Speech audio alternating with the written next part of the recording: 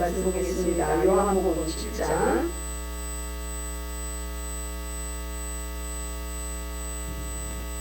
14절부터 24절까지입니다. 155쪽 요한복음 7장 14절에서 24절까지 함께 천천히 합독합니다. 시작.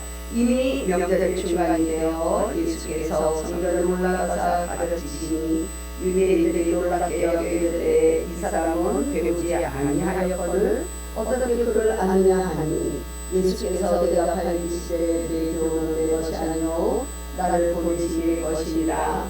사람이 하나님의 뜻을 행하려면 이 교훈이 하나님께로부터 왔는지 내가 스스로 말하는지 하리. 구하되 보내신 이의 영광을 구하는 자는 참되니 그 속에 불의가 없느니라. 모세가 너에게 율법을 주지 아니하였느냐? 너희 중에 율법을 지키는 자가 없도다. 너희가 어찌하여 나를 죽이려 하느냐? 우리가 대답하되 당신은 귀신이 들렸도다. 누가 당신을 죽이려 하나이까? 예수께서 대답하여 이르시되 내가 한 가지 일을 행하매 너희가 다 이로 말미암아 이상히 여기는도다. 모세가 너에게 할례를 행했으니 그러나 할례는 모세에게서 난 것이 아니요 조상들에게서 난 것이라. 그러므로 너희가 안식일에도 사람에게 할례를 행하느니라. 모세의 율법을 범하지 아니하려고 사람이 안식일에도 할례를 받는 일이 있거든. 내가 안식일에 사람의 전신을 건전하게 한 것으로 너희가 내게 놓으려 하느냐? 외모로 판단하지 말고 공의롭게 판단하라 하시니라. 아멘. 아멘. 주님, 무익하고 연약한 종입니다. 오직 성령께 이끌려서 위로부터 오는 진리를 바르게 전달할 수 있도록, 그리하여 전하는 자나 듣는 자의 마음이 온전히 주님으로부터 말씀을 받아 누리고 우리가 깨닫는 시간이 되게 하옵소서. 예수님의 이름으로 기도드립니다. 아멘. 아멘. 2주 만에 다시 우리가 요한복음으로 돌아왔습니다. 지난 요한복음 7장 1절부터 하신 말씀 주신 거 기억하시나요 혹시? 우리가 고난절을 지나고 또 부활절을 지내면서 좀 잊으셨죠? 그래서 잠깐만 말씀을 드리고 오늘 본문으로 들어가도록 하겠습니다. 여러분들이 또 잊으시는 은사가 있어야 저도 또 할 말이 좀 풍성해지는 것 같아요. 예수님이 우리가 아는 것처럼 그 갈릴리 지역에서 사역을 많이 하셨죠. 기적도 일으키시고 표적도 일으키시고 그 예수님이 행하신 일을 보고 많은 무리들이 떠나기도 하고 너무 좋은 선지자시네, 정말 우리에게 참 좋은 분이네, 이런 반응을 하는 사람들도 있었고, 그러나 한결같이 예수님이 누구신지, 정말로 예수님이 하나님의 아들이라는 것을 모두가 모르는 그런 상황에 있었죠. 근데 그래서 예수님을 이렇게 좀 뭐 귀신이 들렸다, 당신이 누구냐, 예수님에 대해서 생각하는 사람들의 표현이 참 다양해요. 근데 지금도 우리가 보면 그야말로 예수님을 여러분은 잘 믿고 계십니까? 예수님 잘 믿고 계세요? 아멘 해야지. 아멘. 그래야 믿음을 들으면서 난다고. 오늘도 우리가 또 예수님은 베드로에게 그러세요. 그 물속에 빠질 때 믿음이 없는 자들아 그러지 않으셨어요. 믿음이 약한 자들아 왜 의심하냐. 우리가 믿음이 없다면 큰일에 구원을 못 받아요. 그러나 믿음이 약한 우리는 이렇게 참 소망이 있는 것입니다. 예수님을 잘 믿읍시다. 지금 굉장히 힘들고 어려운 시대에 우리가 예수님을 잘 믿어야 주님 앞에 서는 날 그래도 심판보다는 참 잘 살았구나 칭찬 들을 수 있기를 축복합니다. 네. 근데 어쨌든지 간에 이 형제들조차도 7장 1절서부터 이렇게 보면 형제들조차도 예수님이 누군지 모르니까 조롱하는 말씀이 나오죠. 형님, 이 작은 마을에서 이러지 마시고 저 중앙에 예루살렘으로 올라가서 나 이런 사람이야 하고 거기 가서 가르치고 거기 가서 본때를 좀 보여주세요. 이러고 비난을 하고 있는 장면이 우리가 지난번 요한복음 7장 1절부터 봤던 내용입니다. 지금도 그렇게 생각들을 하죠. 지하? 여자 목사? 거기서 뭐가 나오겠냐. 그래서 어떤 사람들은 그렇게 얘기하죠. 누가 지하실에 교회가 있는지 아느냐. 위에 올라가서 간판도 보이고 교회가 있는지를 알아야 사람들이 찾아올 거 아니야. 그래서 오늘 말씀을 들으면 과연 그럴까? 말씀을 보면서 들으면서 우리가 좀 다시 한번 생각을 해보면 좋겠습니다. 어쨌든 예수님을 조롱한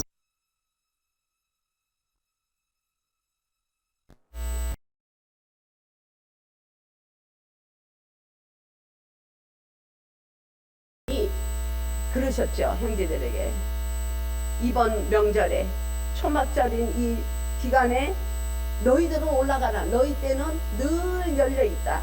그러나 나는 내 때가 아니므로 나는 이번 명절에 안 올라갈 것이다.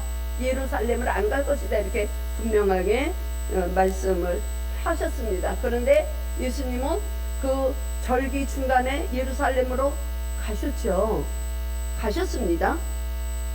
그 절기는 유대인의 남자들은 다 예루살렘으로 모이는 절기고 일주일간의 축제가 일어나는 기간이기 때문에 예수님도 가셨어요. 근데 예수님이 그 예루살렘으로 가신 목적은 형제들이나 사람들의 목적과는 다르죠.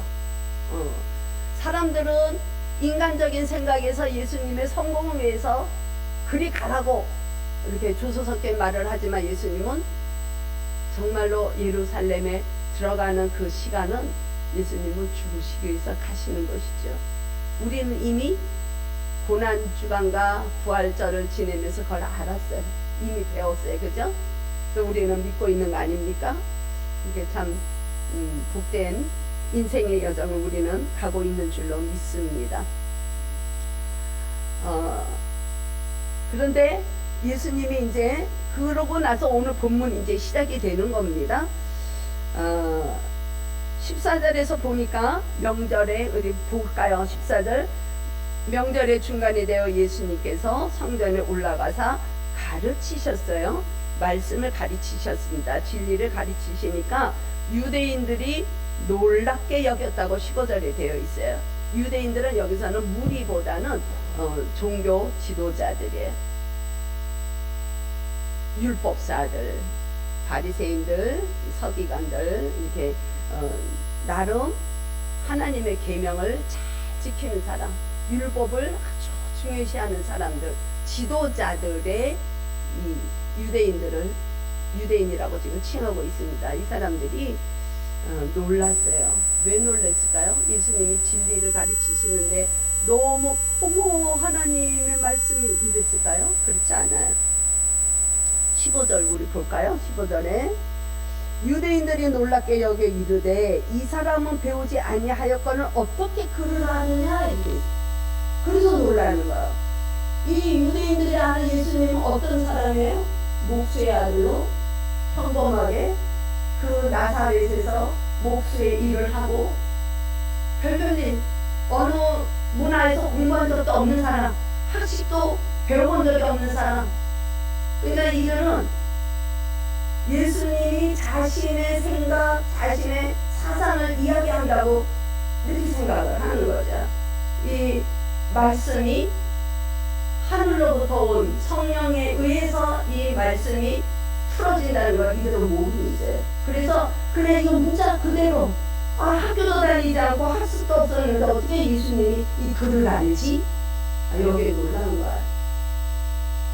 근데 예수님이 뭐라고 말씀하십니까? 17절 16절 예수님께서 대답하신데 내 교훈은 글이라고 그랬어요. 이 듣는 사람들은 글도 모르고 배운 적도 없는 저자가 어떻게 말을 하지? 글을 알지? 이러고 놀랐는데 예수님은 내 교훈은 내가 가르치는 말씀은 이거죠. 나를 보내신 이의 것입니다. 나로부터 나온 것이 아니라 하나님의 뜻을 행하려 왔고 하나님께로부터 주어진 말씀을 교훈을 너희들에게 알려주고 있는 거야. 17절까지 보면 예수님이 그렇게 말씀하고 있습니다. 저는 이 말씀을 이렇게 보면서 정말 참 이 설교 한 주간에 주일마다 설교를 준비하면서 굉장히 두렵고 떨리는 마음으로 말씀을 좀 더 깊이 묵상하고 또 주석들도 많이 보고 여러 목사님들이 어떻게 해석을 하셨는가 그 주석에 따라서 어떻게 이렇게 했는가 이거 좀 더 많이 공부해야 되겠다. 깊게 공부를 해야 되겠다 이런 생각을 하게 됐어요. 설교가 무엇인가? 지금 예수님이 설교하고 계시잖아요. 회당에서 설교를 하고 계시는데 이 설교가 무엇인가? 우리가 짧은 이 말씀을 봐도 설교는 내 생각, 내가 배운 지식, 내 경험, 또 이 생각, 나의 사상을 선포하는 게 설교가 아닌 것을 알 수 있습니다. 물론 이 시대의 흐름을 따라서 공감할 수 있는 주제들이 있죠. 그거를 여기서 말씀드린다면 어머 정말 참 우리랑 생각이 똑같네. 목사님 생각도 우리랑 같구나. 이 나라를 이렇게 걱정하고 있구나. 이 공동체를 이렇게 이끌어가려고 하는구나. 얼마든지 빗대어서 말을 전할 수 있어요. 말씀이 아니라 말을 전할 수 있습니다. 그래서 한때 그 80년대 초에도 저희 기억에 좋은 생각이라는 월간지가 있었어요. 그때 그게 참 유행이었거든요. 그래서 날마다 그걸 보면서 좋은 생각하기를. 좋은 생각은 너무 많아요. 좋은 건 많아요. 다른 종교에서도 보면 정말로 너희들 잘 살라는 그 말씀들이 많아요. 그러나 그거를 진리라고 말을 하지 않습니다. 말씀은 오직 성경 말씀뿐이에요. 말씀은 하나님의 영으로 기록되었고 하나님의 영에 의해서만 풀이가 되고 하나님의 영의 조명을 받을 때만 깨달아질 수 있는 것이 진리입니다. 그래서 어려워요. 그래서 저는 고집을 하고 있는 거예요. 어렵지만 우리가 적은 우리가 모였지만 그래도 말씀을 강해하는 것을 고집하고 가는 것은 말씀이 어렵지만 말씀은 위로부터 왔기 때문에 그 말씀을 저부터 깨닫기를 애쓰고 가고자 몸부림치고 있습니다. 조금은. 그래서 이 목사의 역할은 말 잘하는 것이 아니라 말씀을 바르게 진리를 선포함으로 성도들이 하나님을 바라볼 수 있도록 안내해주는 역할이 목사의 직분이에요. 그래서 여러분들이 저를 위해서 한국교회 목사들을 위해서 기도해야 할 사명도 조금은 포함되어 있습니다. 이 목사들 자신이 그렇게 그 말씀에 몰두할 수 있도록 말씀을 연구할 수 있도록 또 집중해야 되고 기도해야 되고 깨달아야 되지만 우리 성도들도 그 각 교회 지교회의 목사들을 위해서 선포하는 목사들을 위해서 기도를 같이 해줘야 돼요. 그런 거를 많이 생각하고 참 어려운 자리구나 하는 것을 다시 한번 생각을 하게 되는 것이죠. 그래서 지금도 보면 그 성도들이 많이 있는데도 그냥 우스갯소리 섞어가면서 그 감정을 불러일으켜서 강단에서 전하는 경우들이 종종 있습니다. 우리가 그런 그 공감대를 이루는 거 굉장히 좋은 일이에요. 그러나 본질을 우리가 더 붙들고 가야 되는 것이 오늘 예수님이 말씀해 주시는 것입니다. 위로부터 오는 것을 내가 얘기하는 거지 내가 내 사상을, 내 가치관을 너희들에게 얘기하는 게 아니야. 이렇게 말씀을 해주시고 있죠. 그러면서 18절에서 보니까 스스로 자기 말을 하는 사람들은 자기의 영광이 오지만 위로부터 오는 그 직분을 감당하고 가고 위로부터 오는 말씀을 받고 그 길로 제자의 길을 따라가고자 할 때에 영광은 어디로 돌아갑니까? 하나님께로 돌아가는 것을 말씀하고 있습니다. 그래서 예전에 그런 고백을 하신 목사님이 계시죠. 옥하는 목사님이. 그 사랑의 교회 제자 세우기를 제일 앞서서 하셨던 그 우리 교계 아주 그 지도자시잖아요. 옥하는 목사님. 그분이 마지막에 그런 고백을 하셨다고 그래요. 나는 우리 교회에 들어오는 손님들이 섭섭하지 않기 위해서 말씀을 전하는 것보다 그들의 입맛에 맞는 말을 강단에서 선포한 게 더 많았었다. 그리고 고백하시면서 회개하셨다는 말씀을 들었 적이 있습니다. 그렇게 대단한 분들도 그런 고백을 하는데 뭐 우리야 말하면 말할 게 더 있습니까? 그 많은 교회, 성도들이 많은 교회, 규모가 크고 숫자가 많다 그래서 하나님이 꼭 거기가 건강한 교회라고 말씀하지 않아요. 그 속에서도 진리가 없는 교회를 우리가 종종 보지 않아요? 그래서 하나님의 자리에 자기 자신이 올라가 있는 교회종들을 우리는 가끔 보고 있지 않습니까? 우리가 참 그 말씀에 붙들리는, 저는 물론이지만 우리 성도들도 하나님은 똑같은 메시지를 주시는 거예요. 성경은 저한테만 주시는 게 아니에요. 믿는 모든 자에게 주시는 거예요. 그렇기 때문에 여러분들도 우리 공동체도 모든 성도들은 하나님의 말씀만을 추구하고 말씀만을 따라가기를 애쓰는 저와 여러분들이 될 수 있기를 축복합니다. 그래서 예수님이 계속해서 말씀하시죠. 19절에 보니까 그 유대인들에게, 지도자들에게 말씀합니다. 모세가 너에게 율법을 주지 아니하였느냐? 너희 중에 율법을 지키는 자가 있다고 그래요? 없다고 그래요? 너희 중에 율법을 지키는 자가 없도다. 너희가 어찌하여 나를 죽이려 하느냐? 유대인들은 우리가 아는 것처럼 율법에 살고 율법에 죽는 사람들이에요. 눈만 뜨면 율법.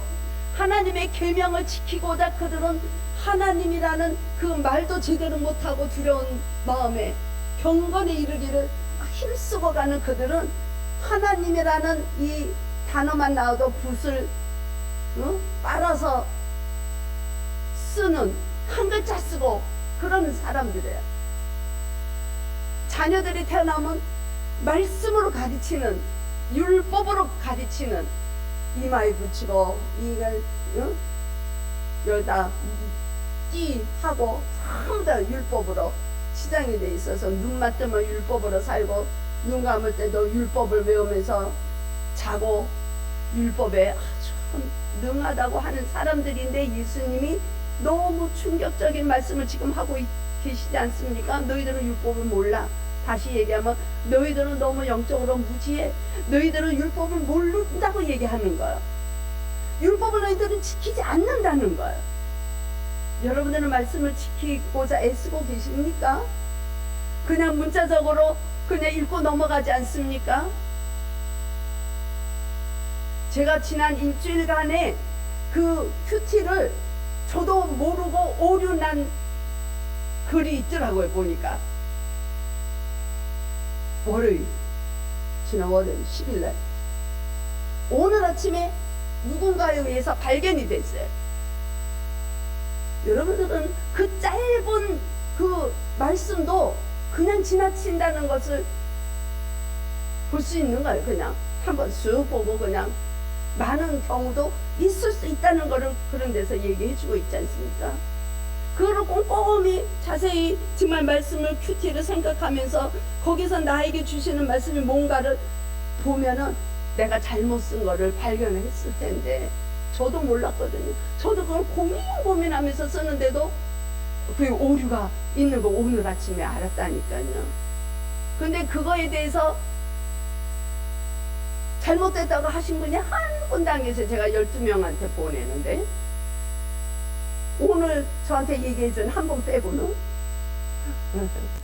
이 말씀이 우리가 참 그냥 이렇게 스치고 지나갈 수 있지만 그거는 그냥 글을 읽는 거나 마찬가지입니다.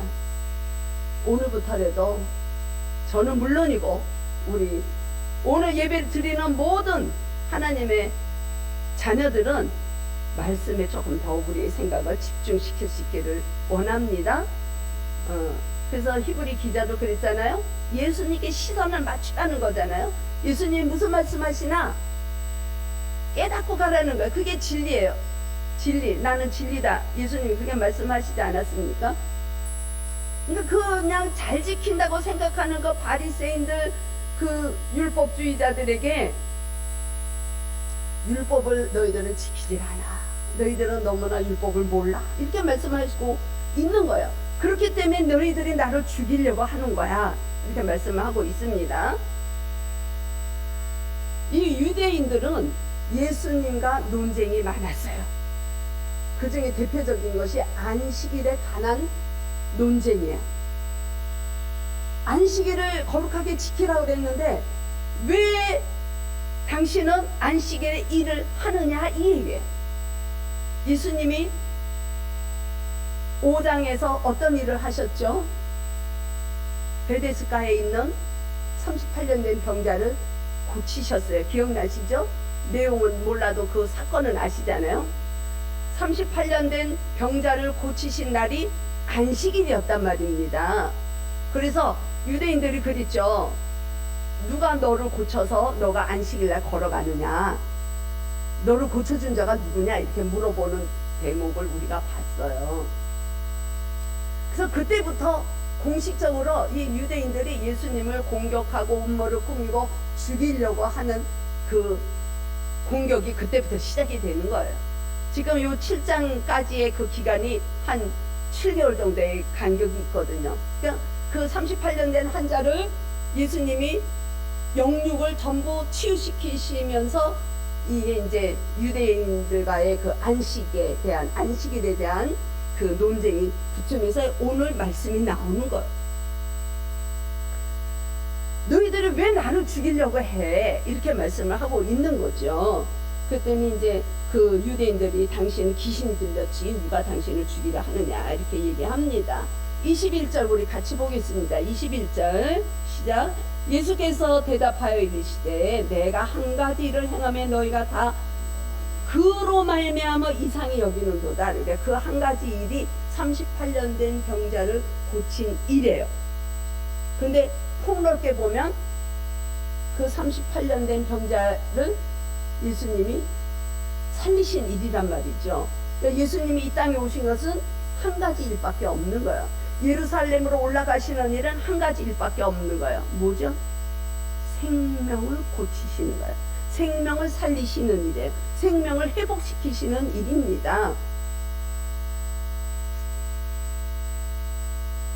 근데 그 일, 한 가지 일, 그것 때문에 너희들이 나를 공격하고 나를 이상하게 여기고 나를 뭐 귀신이 들렸다 그러고 귀신의 힘을 쫓아서 기적을 일으킨다 그러고 이게 복음서에 보면 여러 그 예수님에 대한 그들의 표현이 많이 나오고 있죠. 그러면서 예수님이 말씀하십니다. 22절부터 우리 같이 보죠.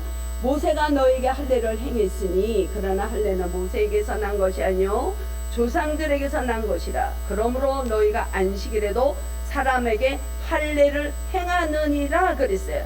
너희가 안식일을 거룩하게 지키라고 율법엔 되어 있는데 너희가 안식일에도 할례를 행해요. 왜? 생명이 우선이니까. 할례는 하나님으로부터 주어진 거예요. 근데 모세가 율법을 받기 전에 이미 할례는 예수님이 말씀하셨죠. 누구에게? 아브라함에게. 근데 아브라함은 아브라함이 오고 몇백 년 후에 모세가 오잖아요. 그죠? 그러니까 율법을 받기 전에 아브라함에게 하나님은 할례를 명하셨어요. 근데 이 율법주의자들은 그 안식일을 거룩하게 지켜라, 안식일에 아무것도 하지 말아라 그러면은 아무것도 할례도 행하지 않아야 맞는 건데, 자녀가, 남자아이가 태어났는데 8일째 되는 날이 공교롭게도 안식일과 겹쳐요. 그러면 할례를 해야 됩니까? 하지 말아야 됩니까? 그거는 그 성경에는 없지만 그들의 그 법을 다루는 그들의 책에는 생명이 더 귀하고, 모세가 율법을 받기 전에 이미 아브라함에게 행해졌던 하나님의 명하신 일은 생명이 더 우선이기 때문에 할례를 거행하게 돼 있어요. 안식일인데도 불구하고 아기가 태어나서 8일째와 겹치면 할례를 하라고 명시가 돼 있어요. 예수님 그 말씀하시는 거야.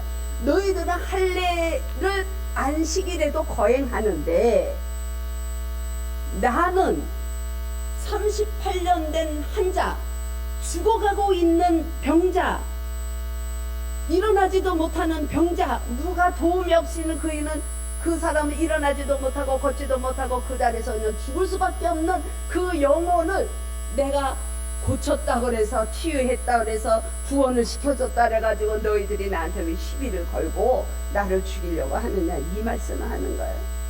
이해가 되시죠? 그것을 예수님이 행하시는 일을 무엇이라고 얘기하느냐?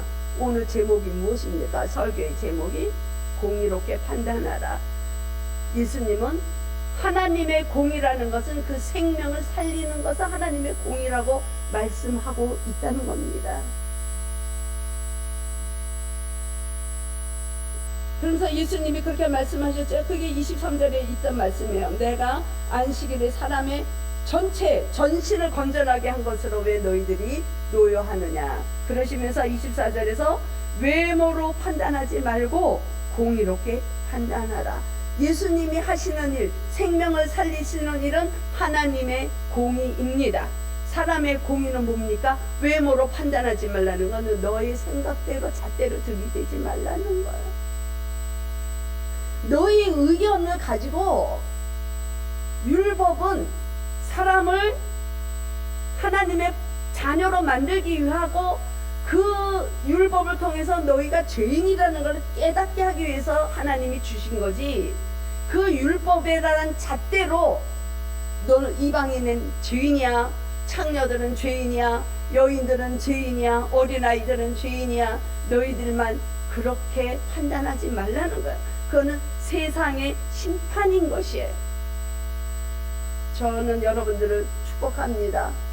우리는 이제는 내 눈으로 보는, 내 지식에 맞는, 내 생각과 맞지 않는다 해서 판단하는 일은 우리가 하지 않기를 원합니다.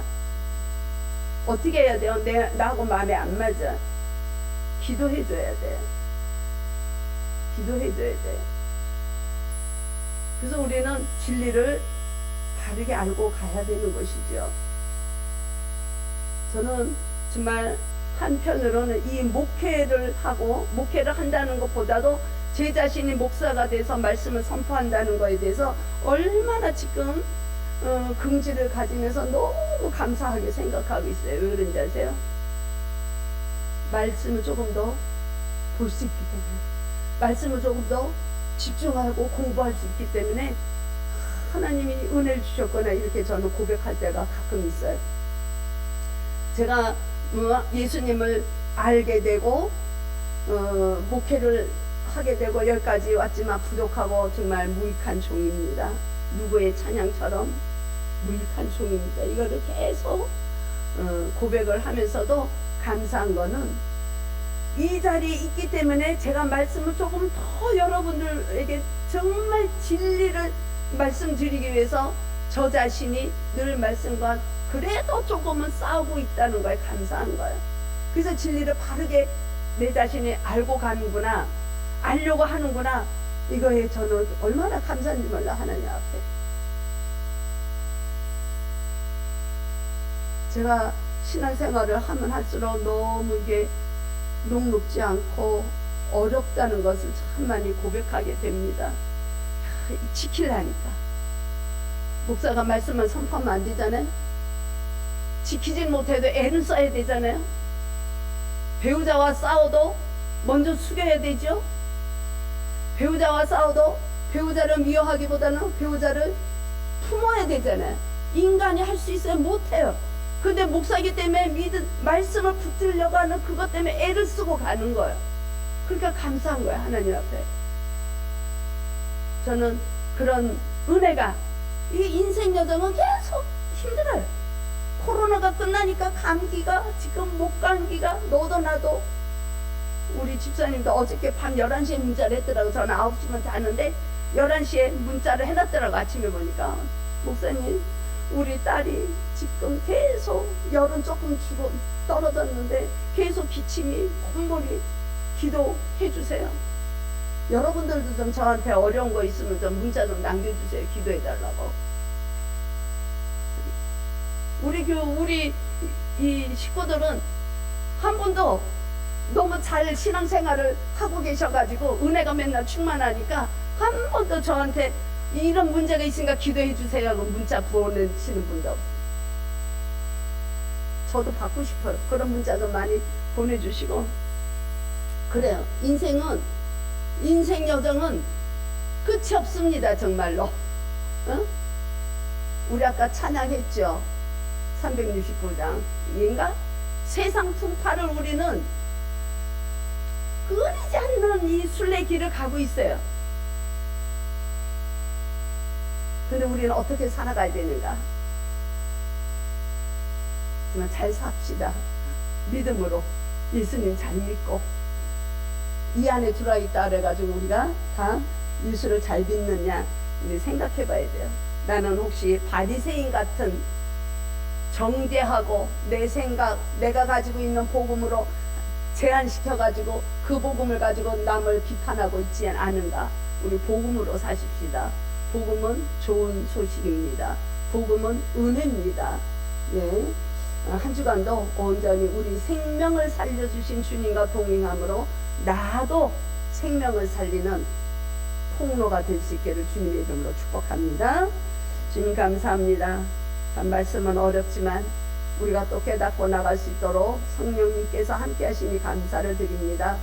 우리가 일상에서 나보다도 타인을 생각하며 공동체를 생각하며 더 어려운 자들을 생각하며 그들을 위해서 품고 기도하고 회복시켜주는 주님의 사람으로 살아갈 수 있기를 우리 주 예수 그리스도의 이름으로 기도드리옵나이다.